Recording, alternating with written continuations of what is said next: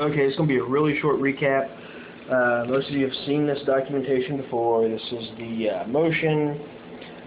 It was set before the Honorable Judge Burnside, signed by Judge Burnside and Judge Hutchison by Pat Lamb with the prosecutor's office. They gave us no time to discuss the case, no time to try to counter the motion. They just kind of pushed it on through the back door. So questions have to be asked. Why was that? Well, let's get into something here. This here, again, Judge Hutchison, his involvement, this is one of the things I found to be biased about him. State of West Virginia versus Ron Collins Jr., that's me too. I was originally found guilty in magistrate court of 2 counts of contributing to delinquency of a minor and 1 count of battery on a police officer. Battery on a police officer came from me beating the crap out of Greg Duckworth in magistrate court. It literally took the old sheriff, the sheriff before Tanner, a Beckley police officer, and another deputy threatening to mace me to get me off of him. And then it was dismissed down to 1 count of contributing to delinquency of a minor, which I was found guilty of again, and then there it says not guilty, see, big words right here, not guilty, of 1 count of contributing to delinquency of a minor. And this is like really important because of Hutchison's involvement, but we're just going to keep playing on here a little bit. Now, I want to show you something. Oh, well, wait, wrong document. That's the Worldwide Dojo document I did. I'll go ahead and show this anyways. This was an article I put up. It was based on reality-based martial arts information, Worldwide Dojo. This fell under the security and law enforcement section. It's been since taken down. What it comes down to is you would actually have my name right here where my thumb's at, but it's not there anymore. So I apologize for the screenshots. There's a picture of me and a picture of Dennis Stamos from Facebook. And, oh yeah, here's my lovely little picture at the bottom with my name and everything else. Same article. You can verify it by seeing the 52 blocks thing and then 52 blocks and the 52 blocks right here. So you can tell it's all my little work on prison-based martial arts and gang indoctrination. Bear with me again. Now, this is the original criminal complaint from Ashley Redden, and it's really important because we're going to get into a few things. First thing we're going to get into is my post office box. It's P.O. Box 597, MacArthur, West Virginia. I am from MacArthur. This is the very first warrant I ever had on me ever in my life. Here we see the victim, Leah Dawn Kirk. Then this is really interesting. Okay, they say approximately 2030, which would be 8:30. And then there's a whole list of stuff on here. See, October 12th. There's mention of me bringing alcohol and pills, putting pills in a drink. So I should have been charged with something other than contributing to the delinquency of a minor. I think we can all agree with that based on what we have here. But the thing about this was they only charged me for Leah Kirk, but they didn't want to charge me for Ashley and wanted to give me some plea bargain to 6 months of probation for Leah, but then left it open with Ashley. Bear in mind, my post office box is P.O. Box 597 MacArthur. Now, as horrible as that sounds, and I know it does sound horrible, let me point something out. Here's the second search warrant, this one for Ashley Redden. See, P.O. Box 597 MacArthur. So, she's had it. We have a date on this one. I do believe on the following page, this was done at 4:20, that's right, 4/20/06, April 20th, 2006. And now this was this statement was used on 3 separate warrants, same one each time around, which is this one up here talking about the whole incident, and this time where it was Ashley Redden's house on Scott Ridge Road. It says friend's house, Leah Kirk, on Scott Ridge Road, but the original down here says the home of Ashley Redden on Scott Ridge Road. So he doesn't get that right. Then he says October 12th here, and let me find it. Yeah, November 12th here, up here in this little top part. You can see November 12th right there. Now, then you have this other one for stalking and harassing phone calls, and this one down here for our friend, our good imaginary friend Mike Yancek, who is an agent with the FBI assigned to the Beckley office. From my understanding, this agent does not exist. He has never existed. His real name is Agent Michael Hayden. Duckworth was really meticulous to point out, wanted to file a complaint against the undersigned officer. It's the abbreviation UO right here. Became very upset when the information obtained was not in his favor, at which time he advised Agent Yancek that he was going to kill the undersigned officer. Actually, I threatened to kill everything in Beckley with a badge when Agent Hayden threatened my family. But hey, that's okay. Now, it gets really interesting, too, because, see, the whole incident on Scott Ridge Road was a contributing charge. But according to this, it should have been something more than contributing. And see, here's this thing about a red pill. Well, gee, that does truly sound almost like rape, I mean, like a date rape drug or something. And then we have this right here with the stalking charge, which was dismissed. The stalking harassing phone call charge, which was dismissed. Then we have this right here, the FBI agent that was dismissed because the FBI agent doesn't exist. Then we get into the previous case down here where she's talking about attempted to rape her and was convicted of contributing to delinquency of a minor. Now, as horrible as all of that sounds, and I realize it truly sounds horrible, you have to look. 2 counts of delinquency to a minor, and 1 count of battery on a police officer. Battery on a police officer came from me kicking the crap out of Greg Duckworth in magistrate court.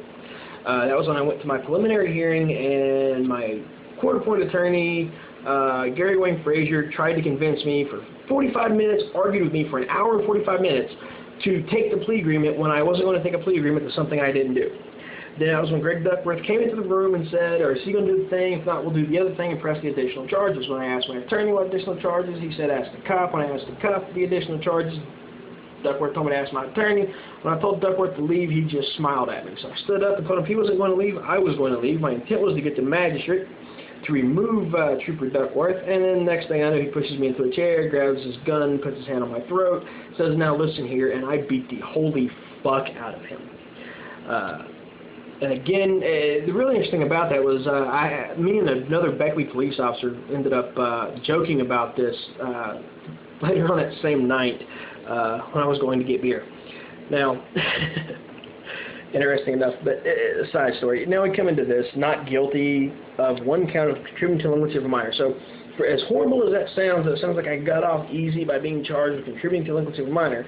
You have to ask, why didn't they charge me with something more, and why did I get off on one of these counts? Now, this was the case in which, on the appeal, where Ashley Redden said that her mother, Trooper Duckworth, who is a relative of her father's side of the family, and the assistant prosecutor, Krissa Coonrod, had coerced her exact words were, made her give false testimony. So that becomes an interesting little thing. And again, this is in front of Hutchinson. See, here's little Miss Coonrod's Bar Association number and her signature. So you can imagine what's going on. Now, somebody explain this to me, because you've already seen the previous ones. Even currently, it's P.O. Box 597, MacArthur, West Virginia. The MacArthur Post Office is directly across the 4-lane from the Walmart.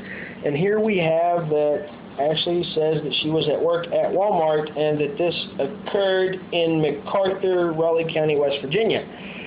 So why would she be in Walmart? Oh, I should get something else out of the way.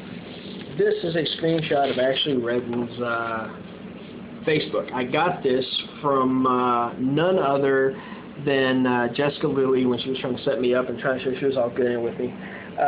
And it says from Grandview, West Virginia. Grandview's, you know, like 25, 30 miles away from MacArthur. So what the hell is she doing in the hometown of the guy that she says apparently tried to rape her? She says it right here. She also says that I came into Walmart at least 3 times last week staring at her. Gee, really? You mean I came into Walmart on 3 different dates last week and saw her at Walmart across from where I get my mail in MacArthur, where it's a lot easier to cross the street after I get my mail and to do some shopping in Walmart, but yet she's somehow, I don't know, frightened. I'm stalking her for being in my hometown. That's really awesome because she should keep her ass in Grandview, you would think. But no. It gets okay because, see, no one wants to give us that transcript, but here's the physical evidence that shows there's a reason for that transcript. Because she said what I'm saying she said, I know she did, and if we can get the transcript, we can prove it. Which calls into question the actions of the prosecutor's office dealing with that second search warrant from Trooper Efred. But hey, now, what we come into here is, here we have, she's from Grandview. Now, it gets really interesting because here's this, at the time this was done, I don't have the information that I would have on my computer where the image was saved from the screenshot, but here is Quality Inn. Now, Quality Inn is on Harper Road. She found out I was living in Harper Heights, and so she gets a job on Harper Road. Literally, I kid you not, literally less than a mile from where I was staying, she gets a job. And no less at the hotel, which is attached to Morgan's, where one of my best friends in the whole world, I mean, I would really take a bullet for this guy. His stepmother is the head bartender at Morgan's, so she gets a job right next to it, and you're going to tell me that I'm stalking her. Sorry. Now, then we come over here to old Gregory Duckworth. Yeah, that's him trying to match his appearance to Clint Eastwood. In fact, this picture in the paper was actually taken in his office, I believe. And he says over here that Clint Eastwood was one of his personal heroes. And then he mentions, he became a state trooper after his brother's murder. And then there's that whole thing with TaylorMade. And it gets really interesting because, here's really cool. Here we go talking about his family, okay? And you get down here, where's it at? I know her name is in here. I have to find it.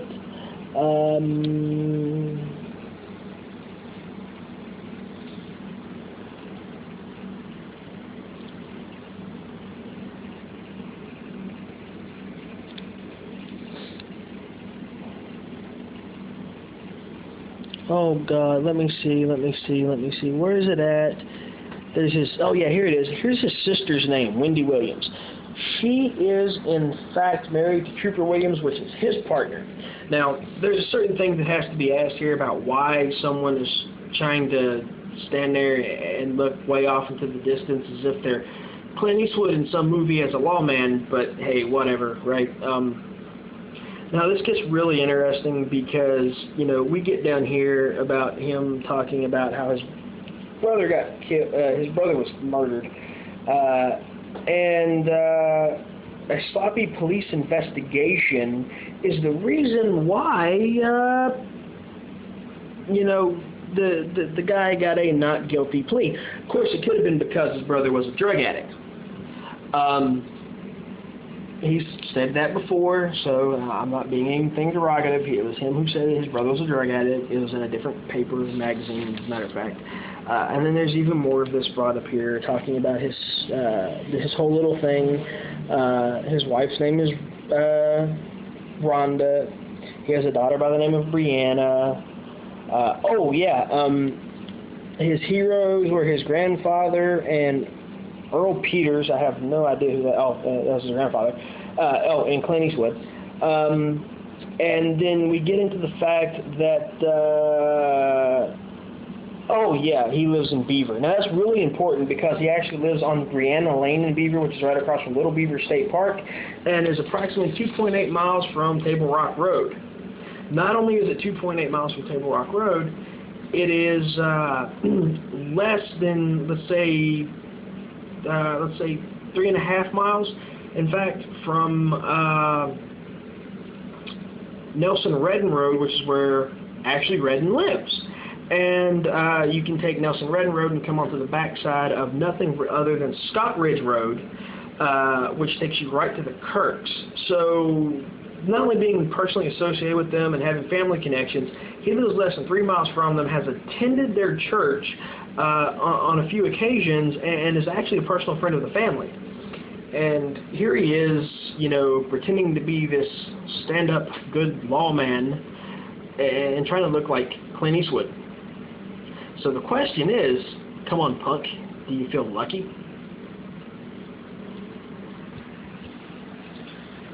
Now, the reality behind all this isn't so much the whole little, come on, punk, do you feel lucky comment, because, yeah, I was going for Clint Eastwood. The thing about it is, one of my heroes was always Doc Holliday, not the actors who played him, but the actual man himself.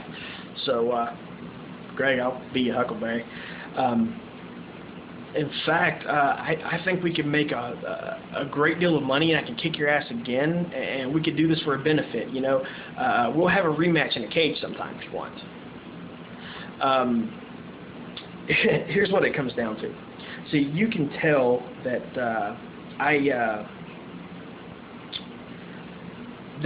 from the previous paperwork that I was doing something with my life. I was trying to create a career out of the martial arts. I was even taking the bad shit that happened to me with legal troubles and was using that and those experiences as a way to kind of get somewhere. And then you guys go and attack my business associates, people, you know, falsifying charges on me and everything else. Why? Because you need to make me into being this big bad boogeyman. You exaggerate the charges, make up things about drugs being brought in and alcohols when sloppy police work didn't even recover any alcohol nor any drugs. It was just my word against 2 teenage girls, and the fact of the matter that their families were pimping them out at 13 years old, and I was trying to help Ashley, you know, get out of a life of domestic violence and get away from her parents trying to pimp her out, and here you are trying to protect, you know, them for that. You know, you get up here and talk about how your brother's murderer got away because of sloppy police work, but you can't even get dates straight. You don't even know who lives on what road, and these are your personal friends and associates. See, the reality behind all this, the falsifying FBI agents and all this bullshit, is you're trying to make me into being the boogeyman, the guy out there who's scum of the earth. And that's fine. But you're creating a paper trail at the same time that doesn't quite add up. And no matter what you say or do, you're not going to be able to change this paper, because this paper is an official court document, and this paper also mentioning that whole issue of being found guilty of, you know, contributing to delinquency of a minor and battery on a police officer when I kicked the living shit out of you.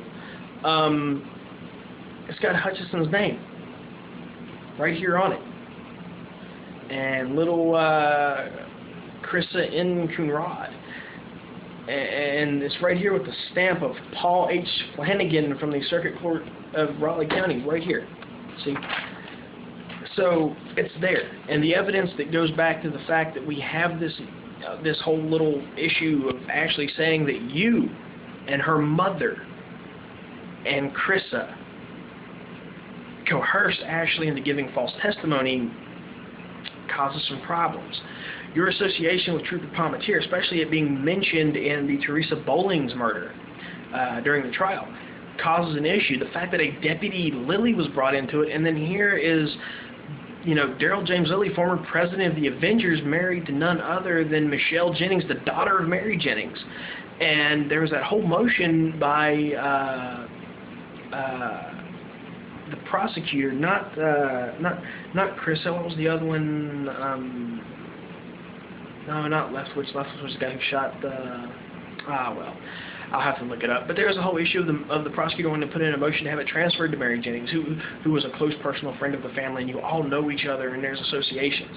There's enough evidence right here that when we get into the fact that Ashley Redden's text messages mention New Year's, but they only start on June 26th, which means there's 26 days of missing evidence in that.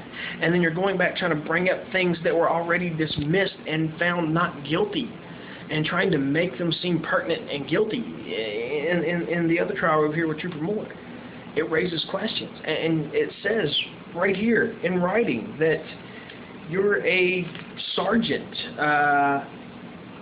at the Beckley Detachment, that you're a sergeant in charge of the Beckley Detachment, which means anyone coming out of that office, which is a state trooper, is under your command and might very well possibly be committing crimes at your orders. See, I'm putting all this information out here not because I'm worried about trying to draw your name into things or anything else, but because I want to create enough of a publicly addressed evidence that if anything happens to me, we have something to go on. There's other people who are going to step up, and there's other people who can use this evidence because it's been released to the public to maybe help in their court cases. See, the fact of the matter is, I understand Christine Keller not wanting to drop the charges, because if we go into that and me wanting to press charges against you guys for kidnapping and everything else, it means she's going to have to reopen every single case that you've ever processed, ever dealt with in all these years. But at the same time, if she doesn't, then she becomes guilty of being an accessory to the very act of kidnapping and falsification of evidence carried out under color of law. And, well, that's not going to be what you want to see, is it?